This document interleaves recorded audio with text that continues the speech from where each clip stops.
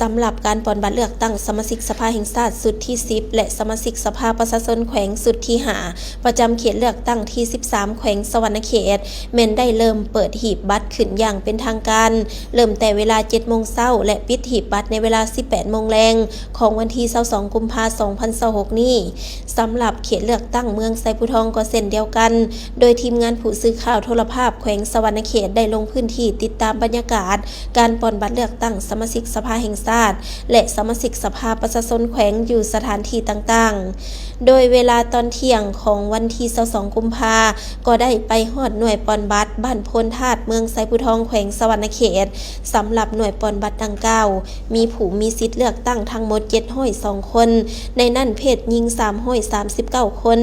บรรยากาศการปอนบัตรเป็นไปด้วยความคึกคืนและเป็นระเบียบเรียบร้อยโดยมีประชาชนออกมาใช้สิทธิ์ของตนอย่างพร้อมเพรียงมาถาก่อนเวลาเปิดหีบบัตรซึ่งมาฮอดตอนเที่ยงยังมีผู้มีสิทธิ์เลือกตั้งเพียงแต่20กว่าคนที่บ่ทันมาร่วมใช้สิทธิ์สะท้อนให้เห็นถึงจิตสำนึกและความตื่นตัวทางด้านแนวคิดการเมืองของประชาชนในโอกาสลงติดตามบรรยากาศการปอนบัตรผู้สื่อข่าวยังได้สัมภาษณ์ท่านพรหมาสงฆ์วิไลรองเลขาพรรคเมืองประธานคณะกรรมการปกครองเมืองไซภูทองซึ่งให้ฮู้ว่าการจัดตั้งปอนบัตรในเมืองไซภูทองโดยรวมแม่นเป็นไปด้วยความเรียบร้อยโปร่งใสและถูกต้องตามระเบียบกฎหมาย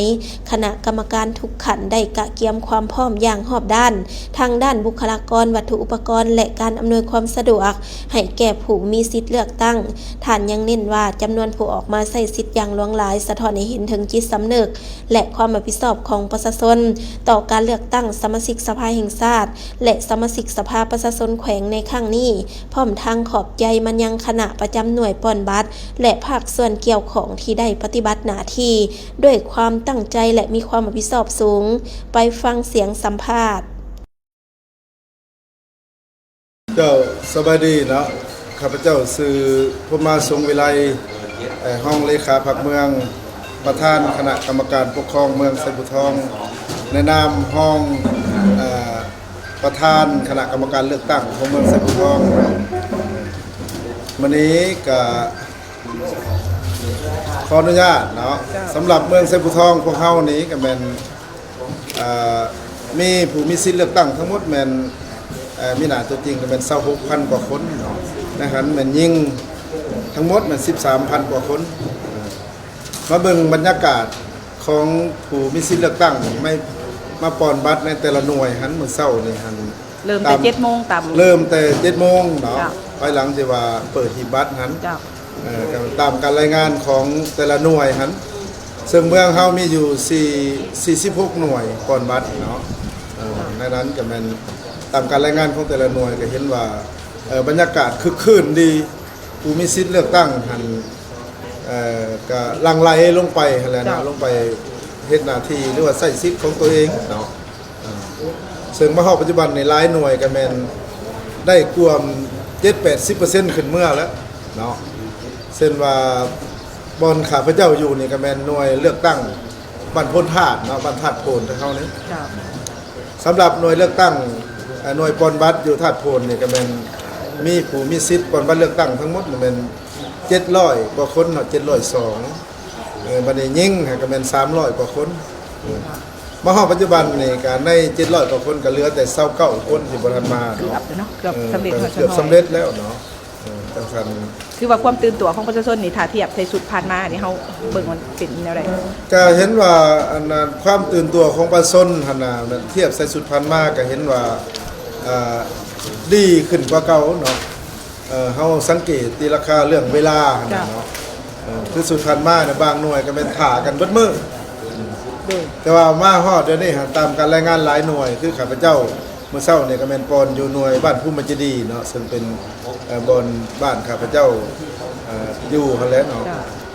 มาฮอดปัจจุบันเนี่ยก็เป็นก็เกือบแล้วคือกันใน800 กว่าคนหั่นน่ะเนาะจังว่ามาตีราคาแล้วเมืองไซภูทองพวกเฮานี่เบิ่งประชาชนก็เห็นว่ามีบรรยากาศ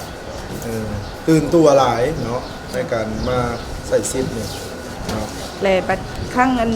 อำนาจการปกครองเมืองเฮาในนามคณะกรรมการรับผิดชอบได้เฮาแบ่งกันลงไปแต่ละจุดเลยบ่ สำหรับอันคณะรับผิดชอบมันในนามการนำของเมืองหันเหมือนพวกเขาแบ่งกันเนาะซึ่งเมืองเซปุทองแต่เก่ามันมี8กลุ่มบ้านเนาะเฮาละแบ่งคณะประจำแต่ละสหายเนี่ยลงรับผิดชอบในแต่ละกลุ่มบ้านเนาะบัดนี้ส่วนสหายเลขาผักเมืองเนาะปอวันแสงกับข้าพเจ้าเป็นแบ่งกันเนาะข้าพเจ้าเนี่ยรับผิดชอบแถวกลุ่มบ้านที่7ที่8ที่1ที่2 ในประวัติแต่ละกลุ่มบ้านเฮาเอา แม่ ข น นาด แหละ ประจำลงไปเบิดเนาะ ส่วนสายเลขาหันก็แม่นรับผิดชอบกลุ่มบ้านที่4ที่5ที่3ที่6เนาะซึ่งเมื่อเช้านี้กับท่านนายพลเนาะท่านพลจัตวาท่านวิไลราชยนต์หัน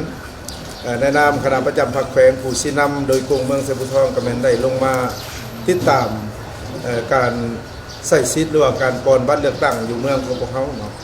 ซึ่งปัจจุบันเนี่ยก็แม่นเพิ่นก็ไปทั้งกลุ่มบ้านที่4 หักประกันได้เนาะสีหอยส่วนหอย คิดว่าเนาะคิดว่าคือสิบรรลุอันนั้นใน400เนาะ จ้าจ้าขอบใจได้หลาย ก็ขอบใจหลายๆ เออ